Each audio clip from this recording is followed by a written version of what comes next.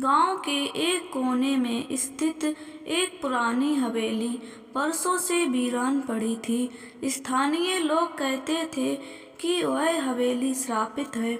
वहां रात के समय अजीब अजीब आवाजें आती थीं और कोई भी उस तरफ जाने की हिम्मत नहीं करता था। एक रात 4 दोस्तों ने तय किया कि वे इस रहस्य का पता लगाएंगे। रमेश, विक्रम, सुरेश और अनुज ने मिलकर योजना बनाई कि वे रात के अंधेरे में उस हवेली में जाएंगे। रात के ठीक 12 बजे वे चारों दोस्त हवेली के पास पहुंचे। चांद बादलों के पीछे छिपा हुआ था और चारों ओर घना सन्नाटा पसरा हुआ था। हवेली की खिड़कियां और दरवाजे टूटे हुए थे और दीवारों पर उगी हुई बेलें उसे और डरावना बना रही थीं। जैसे ही वे अंदर दाखिल हुए, उन्हें एक अजीब सी ठंड महसूस हुई। हवेली के अंदर का वातावरण बोझिल और भारी था। पहली मंजिल पर पहुंचने पर उन्हें एक पुराना लकड़ी का झूला दिखा जो बिना हवा के भी हिल रहा था।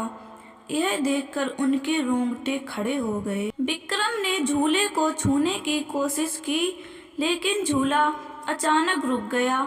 तभी पास के कमरे से किसी के सिसकने की आवाज आने लगी। सभी दोस्त डर से कांपने लगे, लेकिन उन्होंने हिम्मत जुटाकर आवाज का पीछा किया। कमरे में पहुंचने पर उन्होंने देखा कि वहां एक पुराना दर्पण रखा हुआ था। जैसे ही रमेश ने उस दर्पण में झांका, उसने अपनी परछाई के अलावा एक सफेद साड़ी में लिपटी हुई महिला को देखा। रमेश चीख पड़ा और बाकी दोस्तों ने भी दर्पण में झांकने की हिम्मत की। महिला का चेहरा खौफनाक था। वह दर्पण से बाहर आने की कोशिश कर रही थी।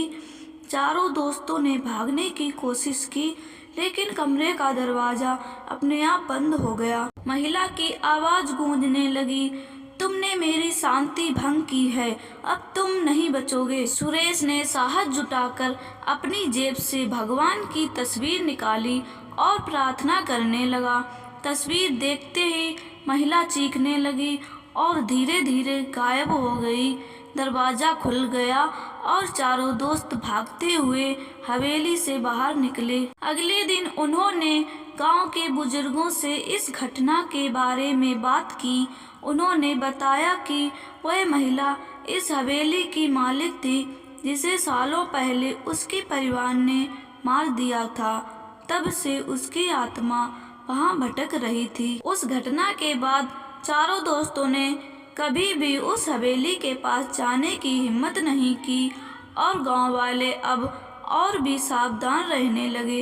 अंधेरी रात की उस घटना ने सबको सिखा दिया कि हर जगह जाना और हर रहस्य को खोजना जरूरी नहीं होता। दोस्तों, वीडियो अच्छी लगी तो लाइक कीजिए और चैनल सब्सक्राइब कीजिए।